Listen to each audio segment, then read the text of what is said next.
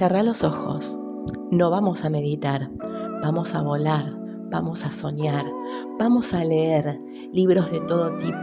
Te voy a leer algunos fragmentos de esos libros y te voy a contar de qué se tratan, te los voy a reseñar y también vamos a meternos en la vida de sus autores. Bienvenido, esto es Descalza Leo. Minutos, libros.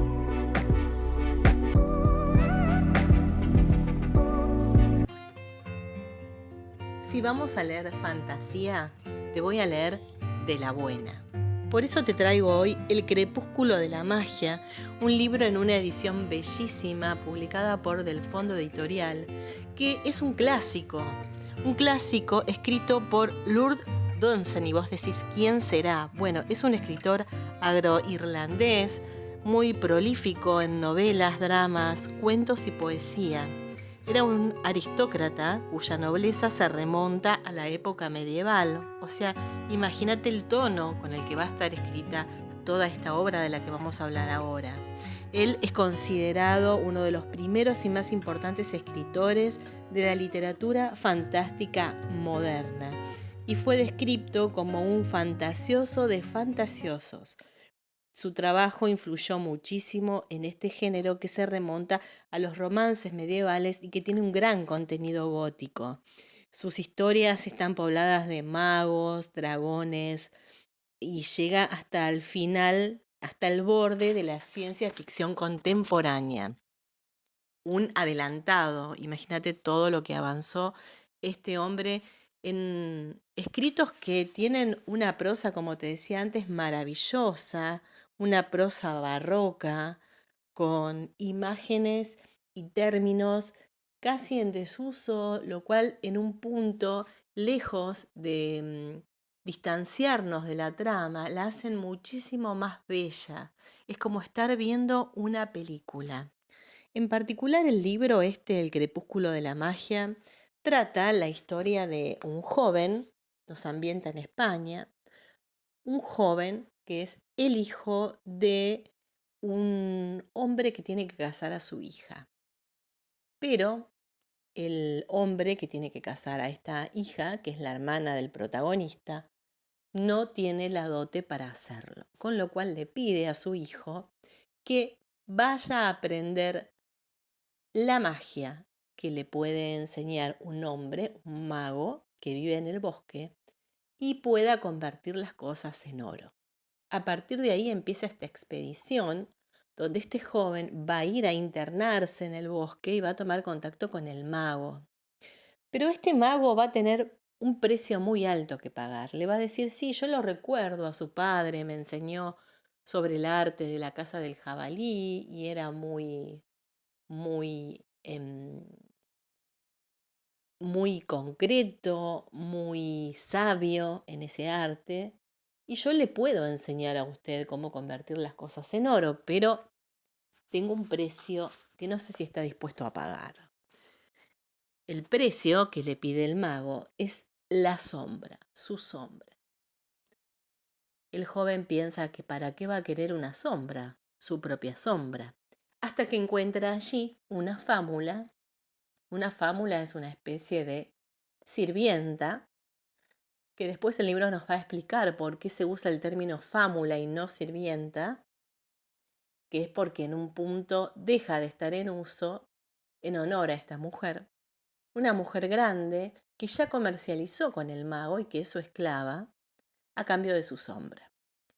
Ella vive una vida muy triste, se lo va a comentar a este joven y este joven va a empezar una cruzada en la cual por una cuestión empática va a querer recuperar la sombra de la fámula y va a empezar a dudar y va a poner reparos para comercializar con este mago por su propia sombra.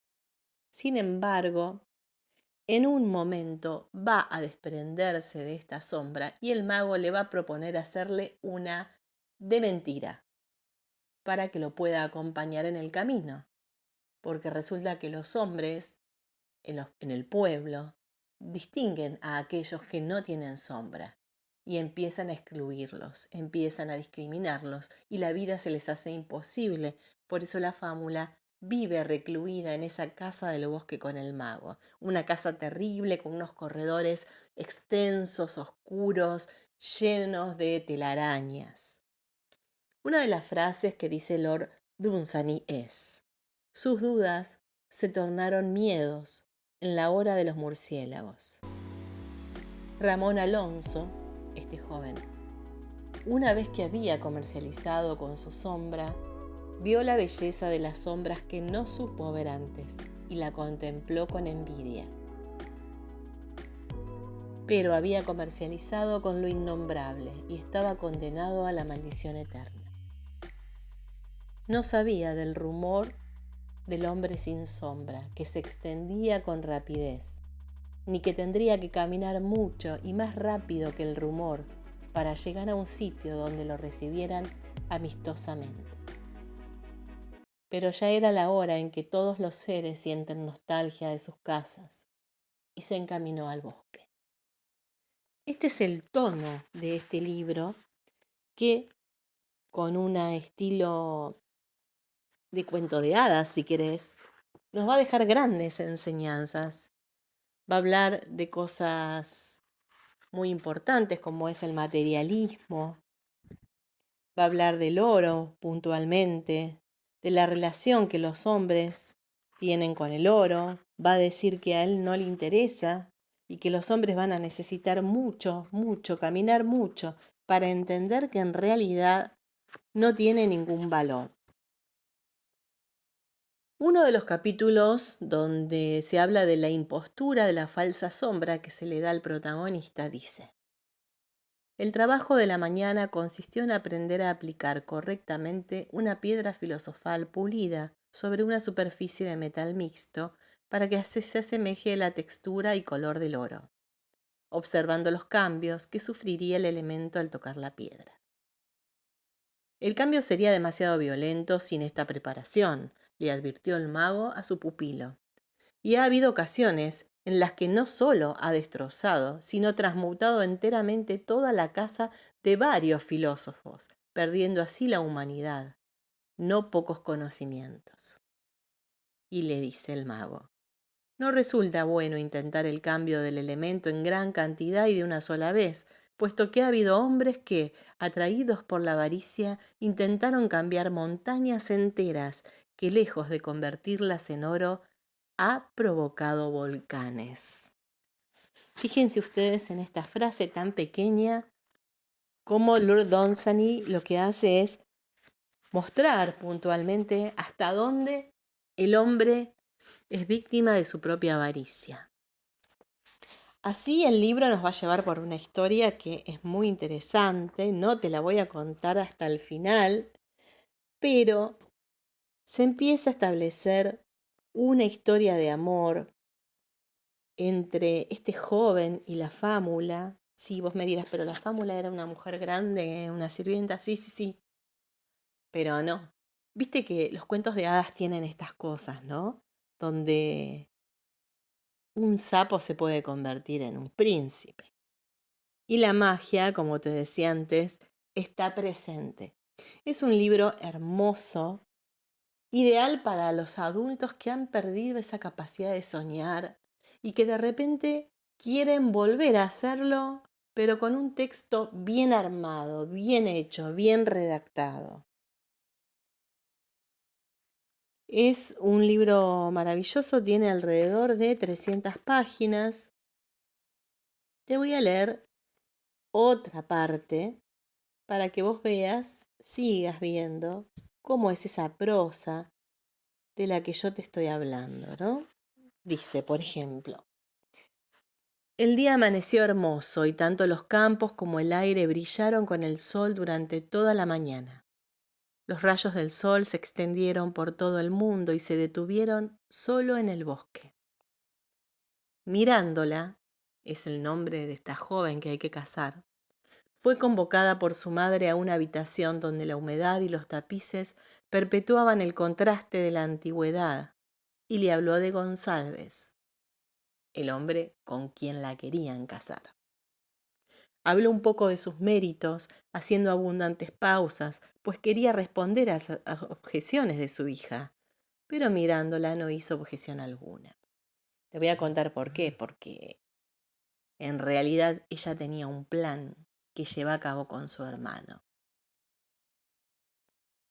La dama de la torre, o sea, la madre, estaba mejor preparada para responder esas supuestas objeciones que para hablar de los méritos atribuibles a González, por lo que al no haber objeciones que refutar, sus pausas se hicieron cada vez más y más largas y acabó por no decirle nada a su hija, limitándole a seguir sentada y mirarla. Este libro también nos habla de la sabiduría femenina.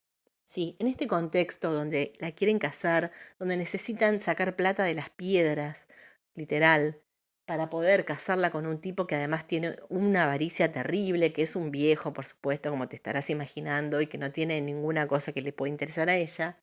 Ella sí, a pesar de todo eso, tiene a un candidato ahí en la mira y dice, sí, sí, voy a tramar una trampa con mi hermano. El hermano la ayuda y el favor al mago que van a pedirle después va a cambiar y solamente ellos lo van a conocer.